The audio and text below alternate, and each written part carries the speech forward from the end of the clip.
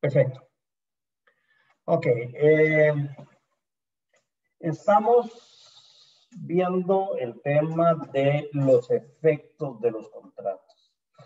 En la clase anterior empezamos a ver los efectos entre las partes y empezamos a hablar todo de lo que es el principio de relatividad contractual, el artículo 1025, donde se establece que los efectos únicamente interesan a las partes, únicamente tienen efectos para las partes contratantes, lo cual suena lógico. Es una manifestación de voluntad entre dos personas que únicamente va a tener consecuencias para esas dos personas. No debería, aunque la clase de hoy me va a desmentir, no debería venir a afectar a otras personas que no han manifestado su voluntad o que no son parte de esa relación. No deberían en términos generales. Vamos a ver. Yo no puedo contratar con vender la casa de ustedes. Bueno, la casa de ustedes es de ustedes. Si ustedes no manifiestan su voluntad, yo no puedo vender la casa de ustedes. Simplemente el objeto ahí es imposible por la ilicitud de vender cosa ajena. Básicamente lo que tienen los efectos de los contratos aplica ese principio de relatividad contractual. Sin embargo, como institución jurídica, como fenómeno jurídico, como negocio, los contratos tienen consecuencias, ya sea consecuencias naturales del contrato o consecuencias producto de la voluntad de las partes, pero esas consecuencias pueden llegar a afectar a terceras personas. ¿Ok? Entonces, ya vimos la clase pasada todo lo que son los efectos de los contratos entre las partes, vimos el principio de relatividad contractual, y nos corresponde ver ahora todas estas situaciones en las que los contratos afectan a terceras personas que o no están del todo ligadas al contrato o por lo menos no son parte del contrato en su origen. En el acuerdo original de voluntades no fueron parte, pero que los efectos del contrato sí son extensivos a estas partes. Ok, entonces, parte de estos efectos de los contratos hacia terceras personas tenemos contratos a favor de terceros, contratos a cargo de terceros,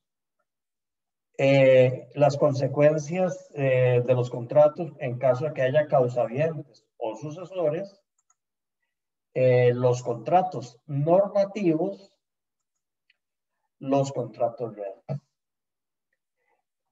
Y hay un tema por ahí que no lo incluí porque me parece sobradamente lógico, tan lógico que se vuelve de una forma hasta absurdo. Pero no, voy a mencionarlo ahí, que es la oponibilidad de los contratos a terceras personas. ¿Ok? Entonces, bueno, vamos a ver si vemos la oponibilidad de los contratos a terceras personas, más bien ya para el final de la lección de hoy. Ok, entonces empezamos con los contratos a favor de terceras personas. Perdón, un segundito. Okay, listo. Cuando se realiza un contrato entre dos partes, estas dos partes voluntariamente pueden establecer estipulaciones a favor de terceras personas. Perdón, se me había olvidado en el tema de la relatividad contractual, antes de entrar a los efectos de los contratos, en el tema de la relatividad contractual que establece el artículo 1025, hay una jurisprudencia que está citada en el libro de Federico Torrealba. Les soy sincero, la estuve buscando, puse a mi asistente a buscarla y no la pudimos encontrar. Vamos a seguir en la búsqueda o le hablo a Federico para ver si él la tiene un poquito más a mano. Y es un caso bastante interesante que ejemplifica este tema de la relatividad contractual. Es el caso de Purdy Motor contra Castro Chinchilla. Vamos a ver, ustedes saben, como hecho público notorio, que Purdy Motor es la agencia distribuidora de forma exclusiva de los vehículos marca Toyota.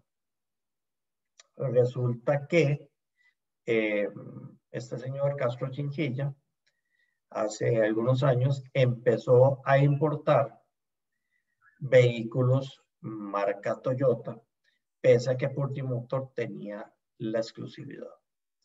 Ok, entonces Purdy Motors viene y demanda a Castro Chinchilla porque de estar importando vehículos en un mercado donde Purdy Motor tiene la exclusividad de la marca otorgada por Toyota de Japón. ¿Okay? Castro Chinchilla contrademanda Purdy Motor, pero fundamentalmente dice, bueno, ahí vean, aquí por el principio de relatividad, si Toyota de Japón le concedió un contrato de exclusividad a Purdy Motors, eso es un contrato que se realiza entre Purdy Motors y Toyota Japón. Yo soy una tercera persona ajena a este contrato y por lo tanto no tengo por qué responder frente a ese contrato de exclusividad que tiene Purdy Motors. Finalmente, después de varios procesos en casación le dio la razón por el principio de relatividad a Castro Chinchilla, diciéndole, bueno, básicamente aquí existe una falta de legitimación pasiva. El señor Castro es ajeno a la relación contractual. Si Purdy Motors siente que sus derechos contractuales se le están violando por alguna razón que sea, debe irlo a reclamar a su co-contratante, a su contraparte, que sería Toyota en Japón, en virtud de que esta empresa está promoviendo o está permitiendo el mercado gris, el mercado de vehículos que no vienen directamente producto de la distribución normal del contrato de exclusividad. Entonces, bueno, con ese ejemplo se ilustra todo el tema de la relatividad contractual. Básicamente hay un contrato entre Purdy Motors y Toyota Japón, y ese es un contrato entre Purdy Motors y Toyota Japón, punto. O sea, si yo quiero venir a traer vehículos, importar vehículos, marca Mercedes-Benz, que me los conseguí no sé, en España, con el dealer de España, yo vengo y compro vehículos Mercedes-Benz y los vengo a vender en Costa Rica, bueno, maravilloso. No puede venir AutoStar a decirme, mira, es que yo soy el distribuidor exclusivo de la marca Mercedes-Benz. ¿Qué? Porque sencillamente es felicidades. Yo no soy parte de ese contrato, soy un particular más, estoy realizando negocios y entonces vaya usted le reclama a Mercedes Alemania para que Mercedes Alemania le reclame a Mercedes España para que Mercedes España no me venda. Pero desde el punto de vista aquí, desde el principio de relatividad contractual en Costa Rica, el contrato entre Purdy Motors y Toyota Japón, que es el real o el hipotético bueno, no hipotético, pero bueno, entre Mercedes Alemania y AutoStar, pues es ajeno a mí. Entonces, de ahí es donde nace todo este principio de relatividad contractual. Ok, y vemos muy bien la separación donde los contratos no afectan a terceros, salvo en estos casos que vamos a tratar. comentando. Contratos a favor de terceros. Las estipulaciones a favor de terceros son hechas entre un contrato, en un contrato donde ese tercero es ajeno. Son contratos que realizan dos personas en los cuales el tercero beneficiario no es parte de la relación contractual. ¿Ok? Las estipulaciones son aquellas en las que una de las partes, la parte estipulante, pacta con la otra parte, que se llama la parte prometiente, la realización de la prestación a favor de un tercero. Entonces, todo aquel famoso tema de que las partes se obligan a una prestación de dar, hacer o no hacer, sigue teniendo sus efectos. Sin embargo, ese sujeto deudor de la obligación, ese sujeto obligado en el contrato, la prestación va dirigida a favor de un tercero. Ok. Ejemplos de estos. Bueno, los terceros no son parte de la relación, pero los efectos sí los reciben ellos en virtud de la autonomía de voluntad y que son simplemente beneficiarios. Hazel, esa es la sentencia que les estaba comentando. Profe, yo creo que sí, porque la vimos en comercial. Ah, ok, perfecto. Perfecto, muchas gracias. Ahorita la abro. Perfecto. Entonces, las estipulaciones, son las estipulaciones en las que una de las partes contrato conviene con la otra parte para la realización de una prestación a favor del tercero. Ok. Ejemplo. Ejemplo típico de los padres de familia. El contrato de educación que realizan los padres de familia en la escuela del muchacho, del chiquito, del menor. Ok. Ese contrato de educación lo realizan los padres y lo realiza el centro educativo, pero la prestación se le brinda al menor. El servicio se le da en beneficio del menor. Ok. Cuando la familia entera va a un hotel, al hotel de playa, por disposición clara, el contrato de arrendamiento de una habitación en un hotel lo tiene que hacer un mayor de edad. Bueno, pero los menores, los hijos del papá que está contratando ese hotel, tienen todos los beneficios del hotel. Entonces, si es un todo incluido, pueden llegar a pedir lo que quieran, el montón de compras que quieran, etcétera. Y entonces, bueno, es un contrato que se realiza entre el padre y el hotel, el padre o la madre, perdón, el padre o la madre y el hotel, y se ve beneficiado sus hijos. Igualmente en el Profe, contrato de transporte. eso le iba a preguntar, en esa misma línea, con el primer ejemplo que usted nos dio del contrato de educación, podría ser igual el contrato con las microbuses que hacen para los niños, ¿no? Es exactamente el contrato de las microbuses. Yo contrato la microbús para que me transporte a los niños. Entonces, es un contrato entre dos personas, pero el beneficiario es el otro. Digamos que ahí, como los menores no tienen esa capacidad de actuar aún totalmente establecida, aunque sí tienen la capacidad jurídica en cuanto al goce o al disfrute, el menor se ve aprovechado de esos contratos y su voluntad no se le toma en cuenta. Pero hay ciertos contratos donde sí se requiere la aceptación de la propuesta por parte del tercero. ¿Okay? Vamos a ver. En un contrato de seguro de vida a favor de la esposa o a favor de los hijos. Bueno, en el momento en que el asegurado fallece, es un contrato que se realiza entre el ente asegurador y el asegurado, pero ahí el asegurado fallece. Entonces, aquí El ente asegurador, ¿a quién le entregan los bienes? Pues a un tercero beneficiario. Llámese la esposa, llámese los hijos, llámese el perro de la casa, llámese la mamá, llámese quien ustedes quieran que sea el beneficiario. Ejemplo típico de esto, ya lo hemos venido hablando en el contrato de fideicomiso, que no sé si ya lo están viendo en comercial.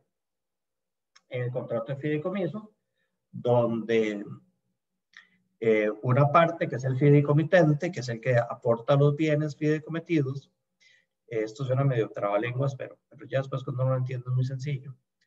Un fideicomitente que aporta una cantidad de bienes o un bien, etcétera, en nombre de un fiduciario. El contrato lo realiza el fideicomitente y el fiduciario. Es el fideicomitente el que le dice al fiduciario: tenga estos bienes y administrelos. ¿Ok?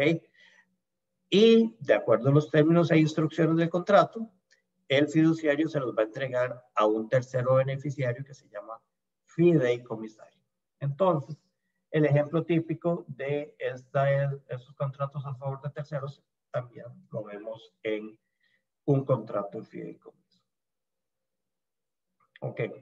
Salvo el caso de los menores, donde la aceptación se presume que es dada por los padres, la participación del tercero siempre va a estar sujeta a su aceptación. ¿Por qué? Porque ya ustedes lo conocen, ya ustedes son expertos. El principio de autonomía de la voluntad, el principio de libertad de contratación que vimos al puro inicio de las clases. Recuerda, la libertad de contratación es mi libertad de contratar o de no contratar. ¿Ok? Entonces, yo como tercero tengo la opción de rechazar la propuesta hecha en mi favor. En mi favor, ¿por qué? Porque puede ser que si yo acepto esa propuesta, se vuelva más gravosa para mí. Ejemplo, resulta que a mí se hace un contrato entre dos personas en el que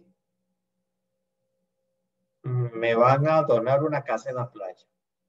Bueno, qué bonito, todavía, bueno, qué maravilloso. Todos queremos tener la casa en la playa y qué buena gente la persona, el papá o el amigo o quien haya sido que me regaló la casa en la playa. Entonces, el famoso dicho de los abuelos: a caballo regalado no se le ve colmillos. Sí, pero ¿cuánto me cuesta a mí mantener una casa en la playa? Y ojalá sea una donación donde me prohíbe a mí vender el bien por un plazo de 10 años. Bueno, ¿cómo voy a mantener yo una casa en la playa si acaso escasamente me puedo mantener yo solo? Entonces, el tercero puede aceptar o rechazar la propuesta hecha a su favor. ¿Ok? Por eso es que les decía, a la hora que estábamos diciendo la definición, es que son aquellos contratos en los que dos personas originalmente se ponen de acuerdo en favor de un tercero y ese tercero, por lo menos en la negociación original, no estaba incluido, pero después, con su aceptación, llega a ser parte del contrato, llega a emitir esa manifestación de voluntad para ser parte del contrato y ser beneficiario de las cláusulas que el contrato me está generando. Ok, por ejemplo, la prestación a favor del tercero puede ser gratuita u onerosa. Y en ambos casos, la aceptación es importante que se dé. Ya les digo, la aceptación es un tema gratuito. Si la prestación me va a generar a mí una mayor onerosidad, yo eventualmente podría repudiar esa oración o simplemente podría decir rechazar ese beneficio. Si la estipulación que se hace en favor del tercero es onerosa, sí tiene más relevancia esa aceptación. Ok, entonces yo puedo poner como yo puedo contratar con un estipulante una relación en la que esta persona va a generar una prestación a favor del tercero, siempre y cuando el tercero cumpla X condición, o siempre y cuando el tercero le pague. ¿Ok? Entonces, ejemplo, las estipulaciones a terceros están sujetas a los elementos accidentales de la propuesta. ¿Se acuerdan que los elementos accidentales del contrato eran las condiciones, los términos, las estipulaciones modales? Bueno, igualmente, yo puedo condicionar la ejecución de la prestación a que el tercero, que no es parte de la obligación original, cumpla con una condición. Por ejemplo, yo le digo a una persona, le digo a otra persona que les pague 1.000.000 de colones a ustedes si ustedes aprueban el curso de contratos con una nota superior a un 90. ¿Ok? Ahí queda un beneficio a favor de ustedes condicionado a la realización de un hecho futuro e incierto. ¿Ok? En ese sentido, la condición, pues ustedes no estarían haciendo realmente nada directamente, pero se vuelve una prestación onerosa. ¿Por qué? Porque ustedes están poniendo el esfuerzo necesario para sacarse el 90 en el curso y poder ser beneficiarios de ese beneficio. ¿Ok? En ese sentido, el tercero beneficiario tiene que aceptar la oferta y comprometerse a cumplir con las estipulaciones indicadas para ser beneficiario en el contrato. ¿Estamos claros? Ok. Entramos aquí también a la discusión que ya habíamos hablado en algún momento del curso y ahora vuelve a tomar importancia. ¿Recuerdan ustedes el tema de la aceptación y de la oferta en los contratos interpartes, entre ausentes? Recuerdan que había dicho, bueno, si el contrato es entre ausentes, ¿cuándo opera la oferta? Cuando yo hago la oferta, cuando yo envío la oferta, cuando la otra parte recibe la oferta o cuando la otra parte acepta la oferta. Porque cuando se tenía la oferta por realizada y igualmente cuando se tenía por aceptada, en el momento en que yo aceptaba la oferta o en el momento en que yo enviaba la comunicación de aceptación de la oferta al proponente. ¿Recuerdan toda aquella discusión que tuvimos en su momento? Bueno, pues aquí es igual. Aquí es igual. ¿Cuándo se tiene por aceptada la estipulación del tercero? A favor del tercero. Cuando el tercero la acepta. Porque digamos que ya el contrato existe. El contrato entre las dos partes existe en beneficio de un tercero y el tercero tiene que aceptar la propuesta. Pero entonces, ¿cuándo se tiene por aceptada esa propuesta? Sin entrar en ver esas condiciones que ya las habíamos discutido aquí en el curso, el mayor punto de discusión en este momento es, ¿puedo yo, como proponente, revocar mi propuesta? Decirle a esa tercera parte, perdón, a mi contraparte, vea, el contrato que realizamos donde tenía una estipulación a favor de un tercero, revoquémosla. Ya yo no le quiero regalar la casa a tal persona, o ya yo no se la quiero vender, porque también puede ser oneroso, ¿verdad? O sea, yo contrato con una persona para que en términos especiales le venda la casa a otra persona X, a un tercero. ¿Ok? Entonces, aun cuando se tiene por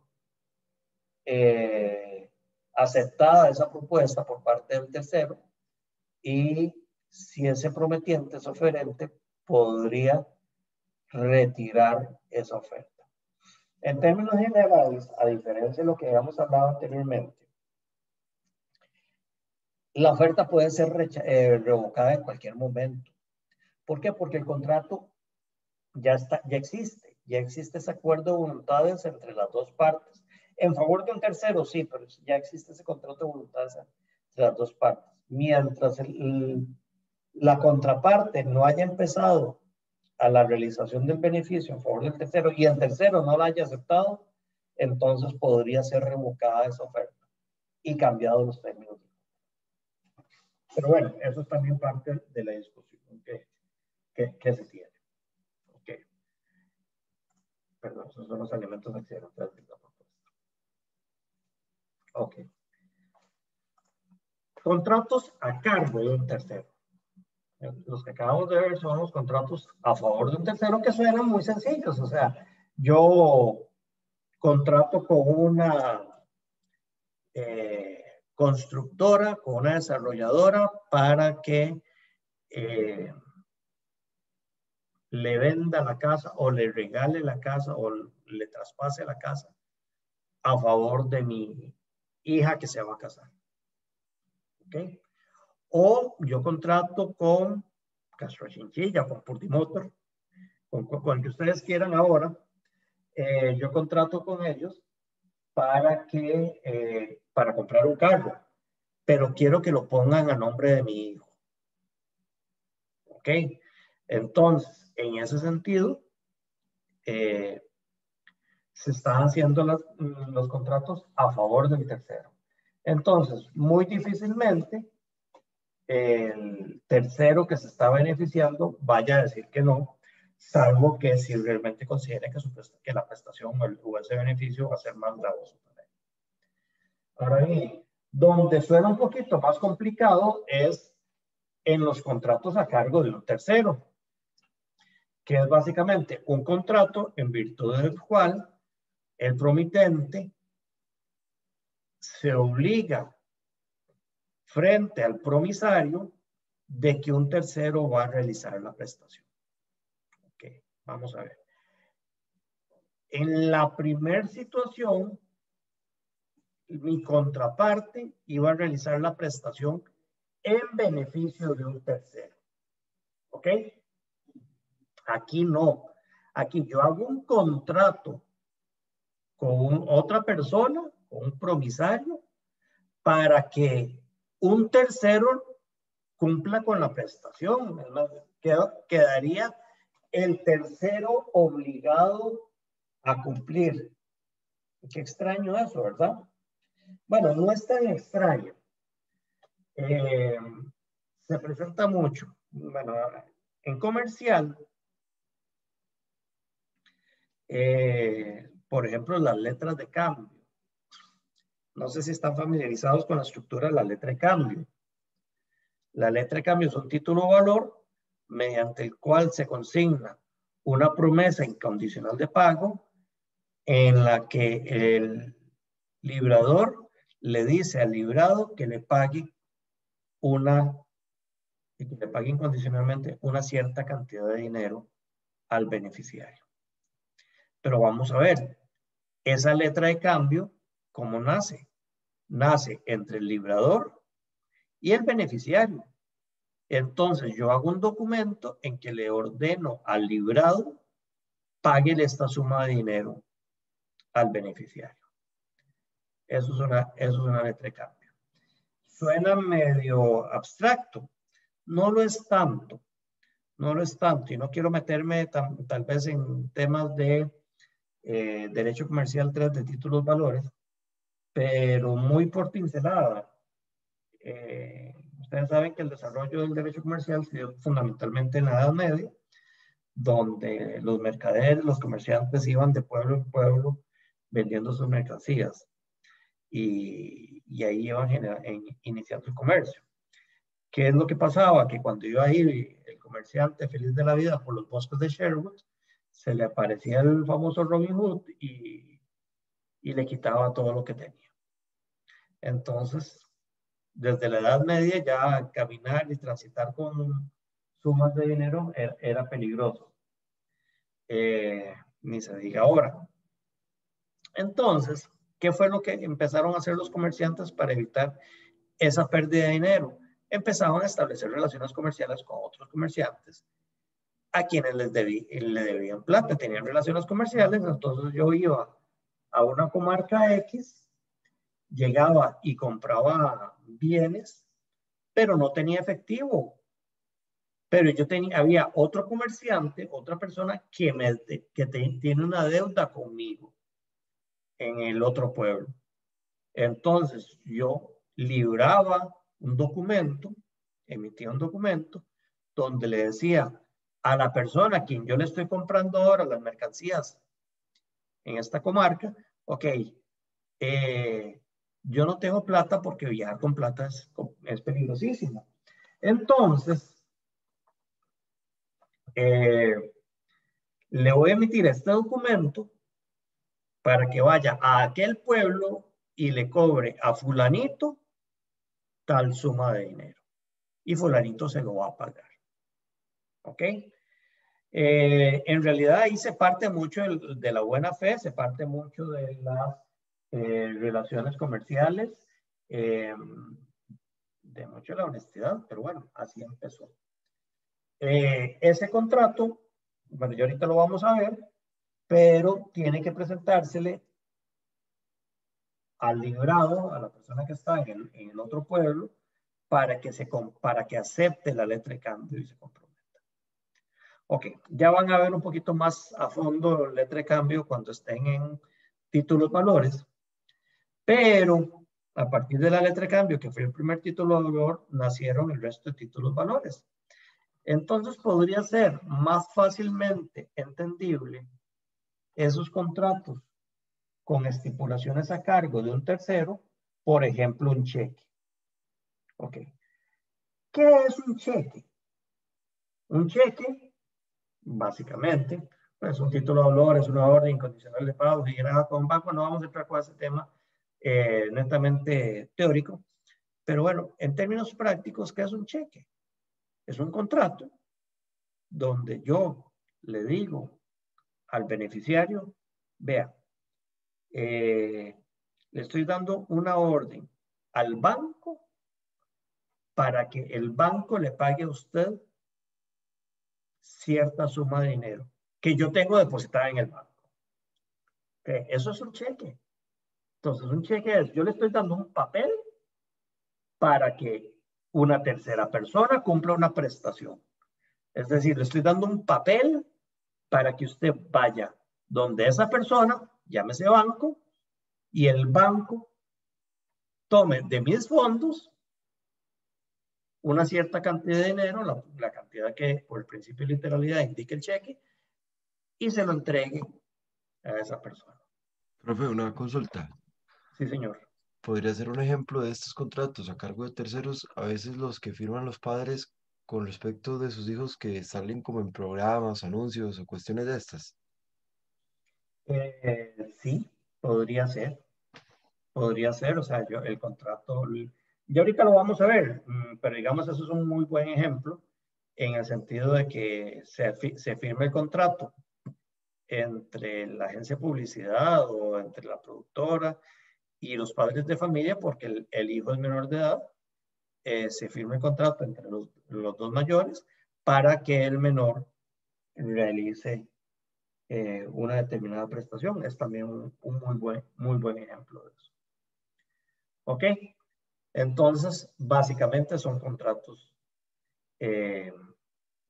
a cargo de un tercero. La diferencia sería, José, en que habría que ver cómo está redactado el contrato. Si usted me pregunta, yo diría que es así. Un contrato entre dos personas mayores de edad, a donde un tercero va a cumplir con la prestación.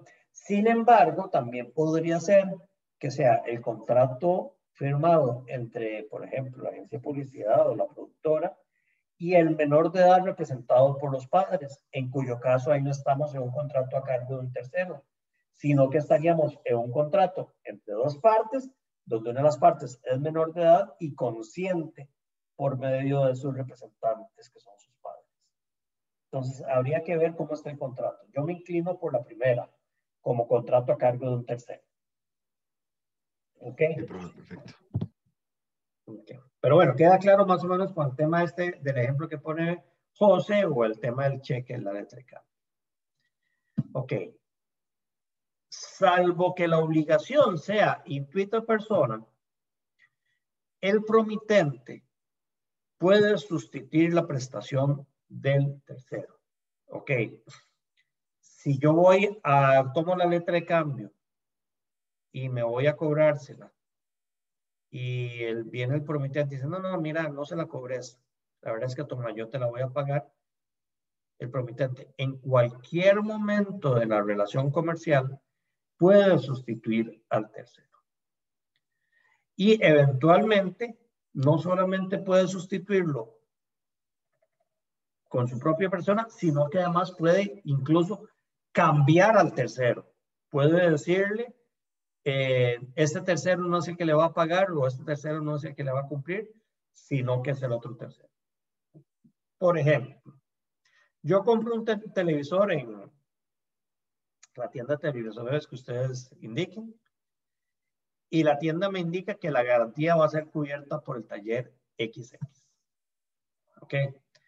Sin embargo, después la tienda puede decir, no, este taller me ha quedado mal, esta gente no es tan buena, esta gente es muy cara. Ahora el taller que va a cumplir la garantía va a ser el taller ZZ. Ok, en ese sentido, yo como promitente que le estoy diciendo al comprador del televisor, la garantía se la va a dar el taller XX, ahora perfectamente puedo sustituir a ese tercero indicándole que la garantía va a ser dada por el taller ZZ. ¿Estamos claros? Eso es parte de las facultades que tiene el promitente. Cuando el promitente sustituye al tercero por él mismo, estamos en presencia de un efecto que se llama concentración. ¿Ok? Entonces, el efecto de concentración convierte el contrato a cargo de un tercero en un contrato sencillo en que las prestaciones son entre las dos partes. ¿Por qué? Porque se concentra la prestación que tenía que ser el tercero por la promesa del promitente con la prestación que está realizando el promitente. Viéndolo a nivel de, bueno, en obligaciones, recuerdan ustedes el tema de que lo vieron obligaciones 2, el tema de la confusión. Cuando el deudor se vuelve acreedor, se termina la obligación por confusión. Bueno, básicamente es eso. O sea, se confunden las dos personas, solo que como aquí estamos hablando del cumplimiento de una prestación que va a realizar el promitente, se llama concentración. ¿Estamos? Okay. La designación del tercero no genera ningún derecho para el tercero, salvo que ya hubiera aceptado el contrato, porque en virtud de eso ya se convirtió como parte del contrato. Entonces, la designación de ese tercero genera una expectativa, pero no genera ningún derecho. Si volvemos al tema del taller del televisor o el taller del carro, como ustedes lo quieran ver, el taller tiene una expectativa de poder prestar un servicio o una serie de servicios o un grupo de servicios a favor de un montón de clientes que le va a mandar el vendedor, pero hasta que el comprador del bien no vaya y contrate los servicios con el taller lo que tiene es una expectativa. Es una expectativa de comprometerse a cumplir con lo que contrató con el vendedor a favor de los terceros compradores. Pero lo que tiene es una expectativa. Si el promitente vendedor viene y cambia de taller, en eso no le genera mayor perjuicio, salvo que hubiera habido un contrato entre el taller y el vendedor, pero ya estamos hablando de otra figura totalmente distinta, como es el cumplimiento contractual. Ok. Cuando el tercero ratifica la promesa hecha por el promitente, deja de ser tercero y se convierte como parte del contrato. Ok, entonces el tercero se vuelve parte del contrato. Entonces, ¿qué pasa con el promitente? ¿Qué pasa con el promitente? La aceptación o ratificación del tercero lo libera de la obligación frente al promisario. Se produce una innovación del deudor, es decir, simplemente la obligación que tenía el promitente ya se cumplió, entonces ahora es el tercero el que está encargado de cumplir con esa prestación y por lo tanto ese promitente se libera de responsabilidad o queda ligado al contrato con una responsabilidad subsidiaria. Ok. Si ustedes me preguntan, pese a algunos criterios jurisprudenciales, el artículo 1027 del Código Civil establece que el promitente se libera de la responsabilidad en el momento en que el tercero acepte cumplir con la prestación. Vamos a ver, 1027. Cuando el tercero se niega a ratificar el contrato, el promitente debe ejecutar la obligación si está en su poder hacerlo, y no estaría en su poder hacerlo si se tratara de un contrato intuito persona. O debe, en el caso contrario, indemnizar al acreedor de los daños y perjuicios. Es decir, en los contratos intuito personas se pagan los daños y perjuicios. Pero vean que aquí estamos hablando si el tercero se niega a ratificar. Pero si el tercero lo ratifica, significa que ya el promitente cumplió con su obligación. El 1027 no lo dice, pero se interpreta que en el momento en que el tercero acepte la obligación, en ese momento libera de responsabilidad al tercero. Ha habido jurisprudencia en contrario en este sentido. La jurisprudencia dominante es esta, simplemente existe una novación de deudor, se cumple la promesa, porque al final el contrato entre el promitente y el promisario se volvió en un contrato condicional, en un contrato de que yo le pago si aquel no le paga, pero aquel le va a pagar, que es un hecho futuro incierto. Yo no sé si le va a pagar o no le va a pagar, pero en ese sentido se realiza la condición y si se realiza la condición, el contrato llega a tener entonces efectos entre el promisario y el tercero. ¿Okay? Si no se realiza la condición, yo como promitente sigo obligado. Voy bien, ¿Me van siguiendo con el juego de palabras? Profe, con eso de que no se realiza, perdón, sería en el caso de que ese tercero pague de forma incompleta o pague con algo que no correspondía. O no pague. O que no, ok. Sí, definitivamente. O sea, yo le estoy diciendo al promisario que el tercero le va a pagar o va a cumplir tal prestación. Si el tercero no cumple con esa prestación, existe incumplimiento. Entonces, llámese que no pagó o que no cumplió una prestación total o que cumplió una prestación diferente. Recuerden que yo, como dentro de las partes del contrato, yo no estoy en la obligación, como acreedor del contrato, yo no estoy en la obligación de recibir una prestación que no sea la realmente pactada. Eso ya lo hemos dicho varias veces. El no cumplimiento de la prestación en los términos pactados implica un incumplimiento. Ok. Ejemplo. Resulta que yo voy a contratar a Shakira que venga a dar un concierto. Y entonces yo contrato con, yo soy el agente de Shakira y contrato con una productora de eventos en Costa Rica para que Shakira venga a cantar aquí en el Estadio Nacional.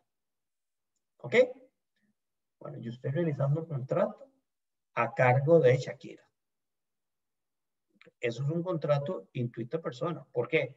Porque Shakira es Shakira. Yo no puedo traer a Shakira o a quien sea que cante parecido. No, no, no. Shakira es Shakira.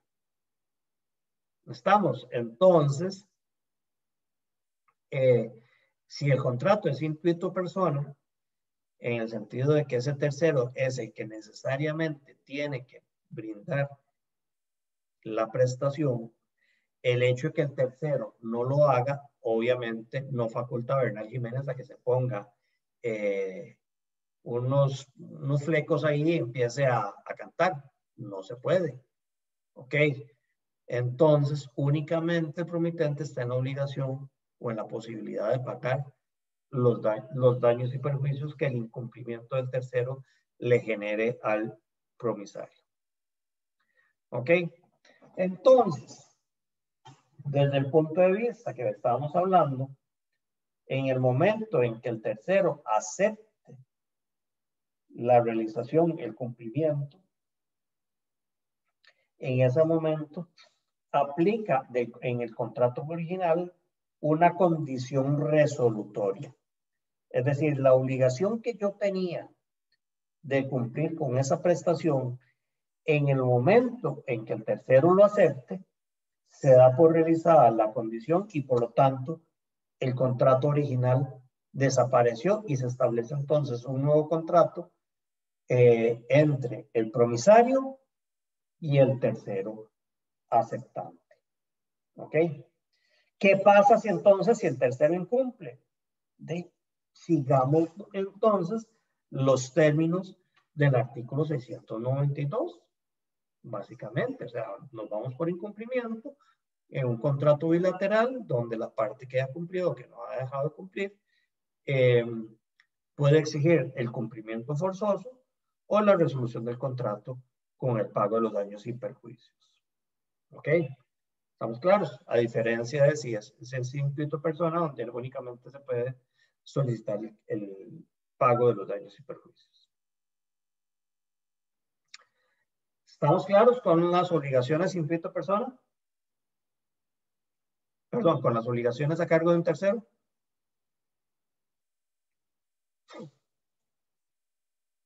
Bueno, espero que sí o siguen dormidos. Ok, vamos a ver. También son terceros, perdón, Raquel. No, que sí está muy claro. Ok. También son terceros involucrados en un contrato aquellos causahabientes o sucesores. Los causahabientes o sucesores.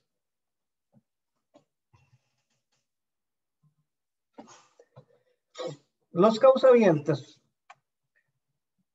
son aquellas personas que se vuelven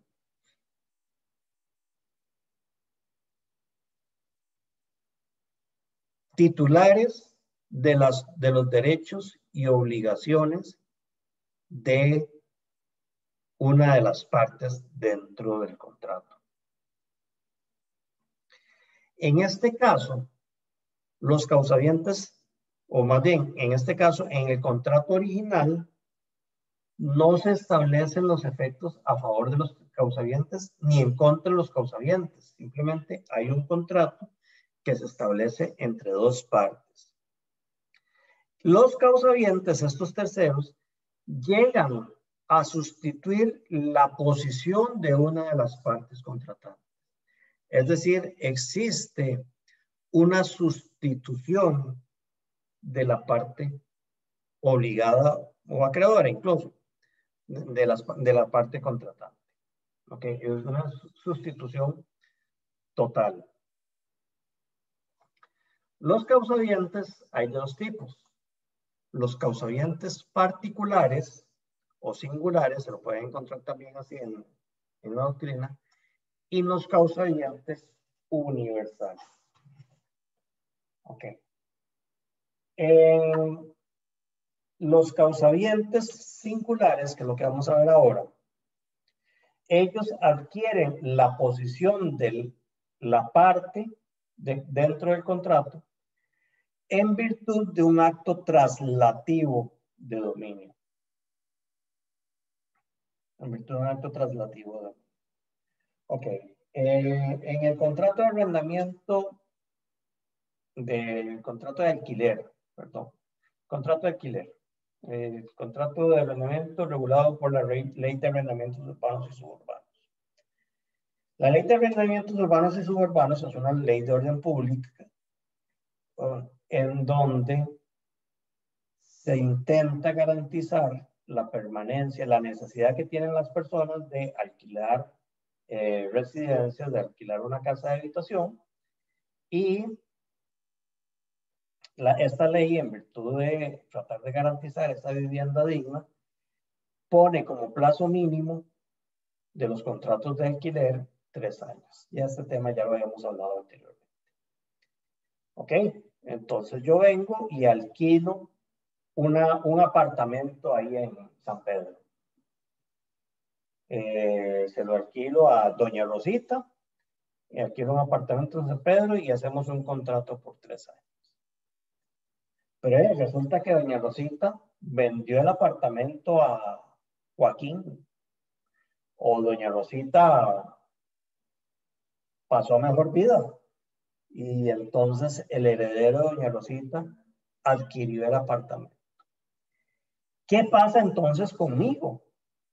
En donde firmamos un contrato, doña Rosita y yo, para el alquiler de un apartamento.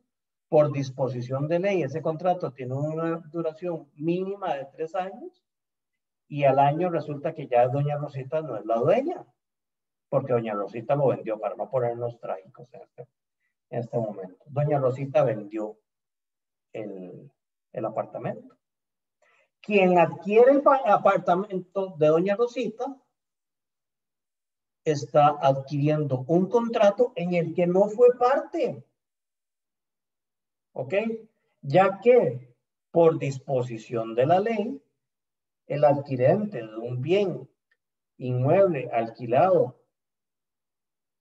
a la luz de la Ley de Arrendamientos Urbanos y Suburbanos, artículo 75, está en la obligación de respetar el contrato y los términos y condiciones originalmente pactados entre el arrendante y el arrendatario. Hey, pero mire, es que yo no fui parte de ese contrato. Si yo hubiera sido parte de ese contrato, no le permito que me taladre las paredes. Y si yo hubiera sido parte de ese contrato, no le permito que me pinte la fachada de amarillo pollito. Y si yo hubiera sido parte de ese contrato, le cobro más de alquiler. Sí, bueno, pero no fue parte. Y ahora usted, como adquirente de ese contrato, está en la obligación de firmar, perdón, de respetar ese contrato hecho entre doña Rosita y don Bernal. Entonces, es un contrato que tiene efectos a los causavientes o sucesores, que no fueron parte del contrato, no, pero son terceros que están en la obligación de respetar ese contrato. Ok. En el contrato de cesión, por ejemplo, también, cuando a mí me ceden los derechos de crédito o los derechos de débito, de deuda de un contrato, yo acepto los términos de un contrato originalmente pactado entre dos personas. Es decir, yo soy el cesionario, el sucesor cesionario del acreedor original. Que el acreedor original no le cobró suficientes intereses, o que el acreedor original le concedió algunos derechos al deudor que yo no se los hubiera concedido, todo lo que usted quiera, pero usted, en el momento en que aceptó ser el cesionario, en el momento en que usted aceptó los derechos que le estaban cediendo, en ese momento también aceptó todos los términos, condiciones, estipulaciones modales y aspectos y acuerdos que se hayan acordado en el contrato original. Es decir, usted está haciendo el cesionario, sí, pero se está sustituyendo al cedente en la posición contractual. Ok. En la sesión de créditos, por ejemplo, no sé si ya vieron, no lo han visto, el contrato de factoring, el contrato de factoreo. En el contrato de factoreo es igual, es una sesión. Resulta que yo tengo una factura en contra de una empresa, o en contra, usualmente se hace en contra de deudas que se tienen con el gobierno. Resulta que yo soy proveedor de los comedores escolares, le vendo refrescos a los comedores escolares. Eso implica un contrato administrativo que yo tengo con el Ministerio de Educación Pública, en el que el ministerio me va a pagar la suma de, no sé, 10 millones de colones al mes, y yo le voy a proveer X cantidad de refrescos y se los voy a entregar en la escuela A, en la escuela B y en la escuela C. Ok, eso es un contrato administrativo que nació por licitación y todo lo demás de contratación administrativa que ustedes conocen. Ok, pero resulta que yo necesito plata. Y entonces tengo una cuenta por cobrar al Ministerio de Seguridad, perdón, al Ministerio de Educación Pública. Entonces, yo tengo una factura con el Ministerio de Educación donde yo mes a mes le voy a estar cobrando 10 millones de colones. ¿Ok? Perfecto. Pero yo no necesito la plata ahí. Entonces, yo hago un contrato de factoreo para que le cedo las facturas a esta persona, a la gente de cambio, a la gente de factoreo, para que el factoreo me reemplace en la situación cobratoria. Es decir, el factor vino y me adelantó los 10 millones de colones del mes entrante. Ok. Pero entonces ya este factor viene y dice, ok, yo aquí tengo esta factura, voy a irse a cobrar al ministerio. El ministerio va a decir, no, es que vea, esta factura, primero, que en plazo tiene nada de debe. Y además, de acuerdo a los términos contractuales, usted me la presenta hoy martes y se la pago el viernes. Entonces, todas las obligaciones y todos los derechos que tenía la parte en el contrato de contratación administrativa son cedidos al factor, a la empresa de factoreo, y entonces esta empresa de factoreo va a decir, bueno, yo tengo que respetar tanto el beneficio del plazo de la persona obligada como las demás condiciones que el contrato original contenga. ¿Me explico? Eso es tema de donde yo simplemente soy un tercero que llego en paracaídas a una relación contractual ya existente y estoy en la obligación de aceptar los efectos que ya ese contrato original tenía. Ok, vamos a ver. Muy en el fondo, estos contratos con efectos a cargo de terceros no son tan puramente establecidos a cargo de un tercero. ¿Por qué? ¿Y por qué se los digo? Porque en el momento en que el tercero acepta participar dentro del contrato, ya sea desde el punto de vista crediticio, en el sentido no crediticio de un crédito, sino crediticio del acreedor, de que es el titular del derecho, o desde el punto de vista del deudor, en ese momento, ese tercero aceptante se convierte como parte del contrato. ¿Ok? Entonces,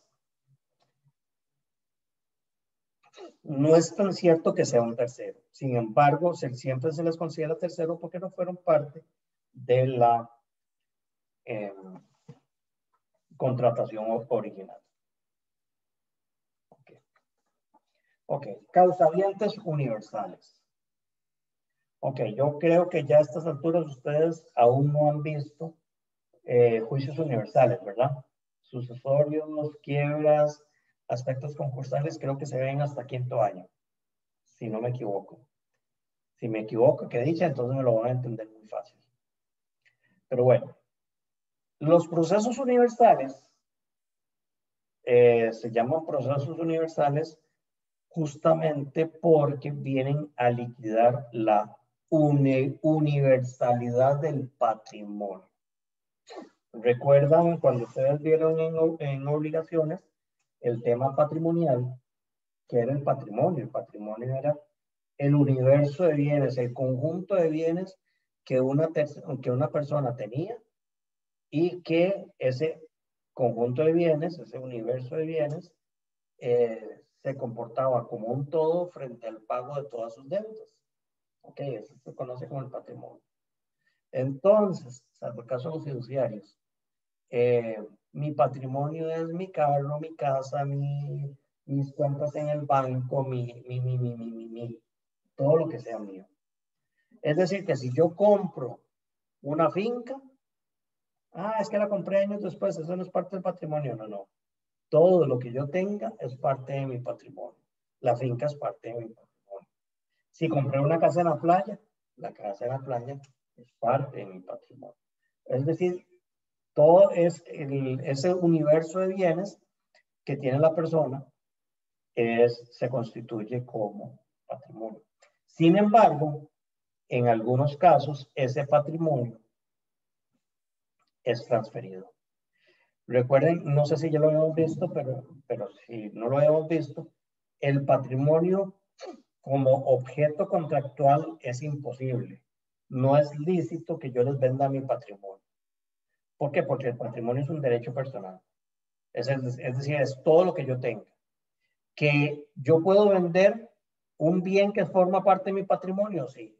Es más, yo podría vender todos los bienes de mi patrimonio, sí. Pero no puedo vender mi patrimonio.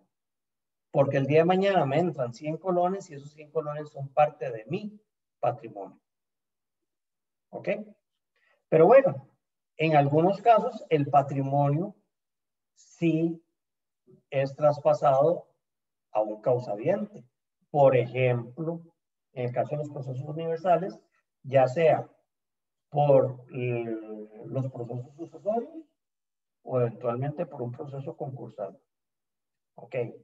Se murió el dueño del patrimonio, se murió el titular, se murió la persona, el millonario que tenía sus empresas y que tenía las fincas y que tenía las casas de alquiler y que tenía un montón de carros y que tenía un montón de plata en las cuentas y certificados de inversión y todo lo demás. Se murió esta persona, ¿no? ¿Y qué pasa con todos esos bienes? Ok, pasan a favor de una persona física, una persona jurídica que como ficción legal adquiere los bienes del patrimonio que se llama la sucesión. Entonces, la sucesión de Pedro Rojas ahora es una persona jurídica que tiene el patrimonio total de Pedro. ¿Qué significa eso? Que la sucesión, esa persona jurídica nueva, se vuelve no solamente dueña de los activos que Pedro tenía, sino que también se vuelve dueña de las obligaciones que Pedro tenía. ¿Ok? Entonces, el sucesorio de Pedro entonces se vuelve una persona tercera, ajena a todas las relaciones contractuales originales que Pedro realizó. Pero como sucesión está en la obligación de pagar todas las deudas que Pedro tuviera, cobrar todos los créditos que Pedro tuviera. ¿Me explico? Ok, entonces, perdón, esa es la alarma de que ya tengo que estar entrando a audiencia, perdón. Pero sí puedo ir concluyendo.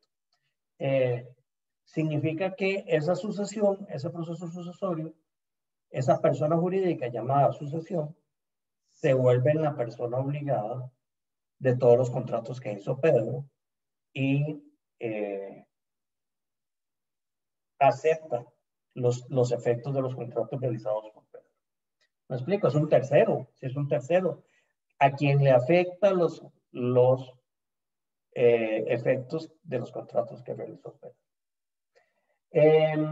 De forma no tan forense como son las sucesiones o como son los procesos concursales, tiene el mismo efecto la fusión de sociedades. La fusión de sociedades, creo que eso no, bueno, no sé si ya lo estarán viendo en comercial, pero por lo menos lo van a ver en comercial 2. La fusión de sociedades es el acto mediante el cual una sociedad o dos sociedades se absorben para formar una sola sociedad. Puede haber una fusión por absorción, donde una empresa grande absorbe una empresa chiquitita. ¿Ok?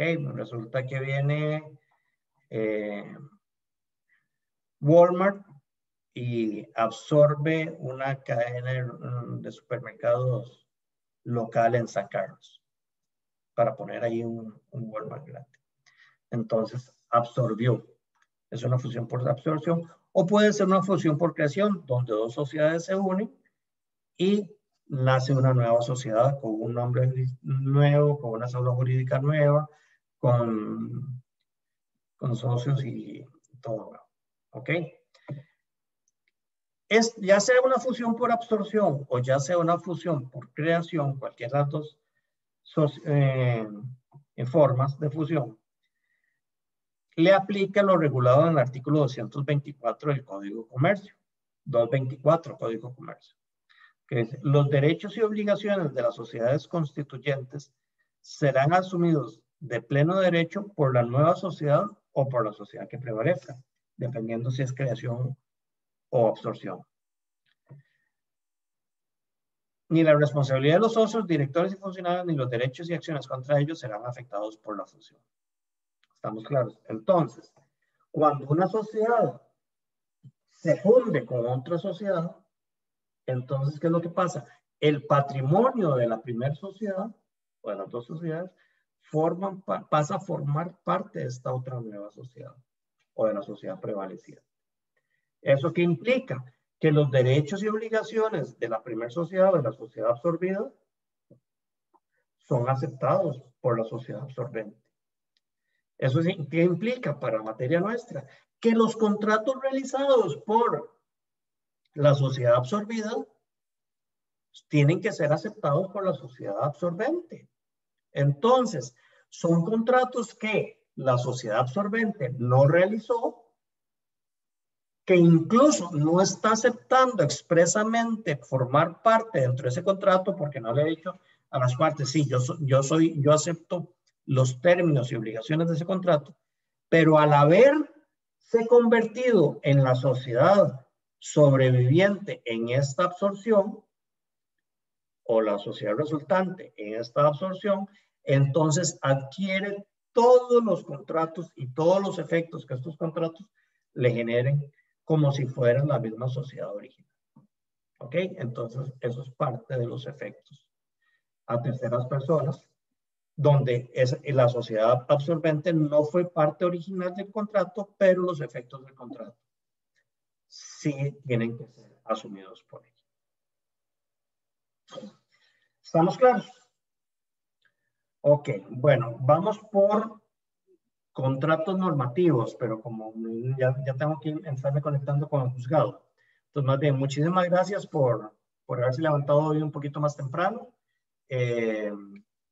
No sé si tienen alguna duda así rapidita antes de irnos. Okay, claro, profe. Ok, si no cualquier cosa, nos vemos el Nos oímos el martes si Dios quiere. Muchísimas gracias y que pasen un feliz fin de semana.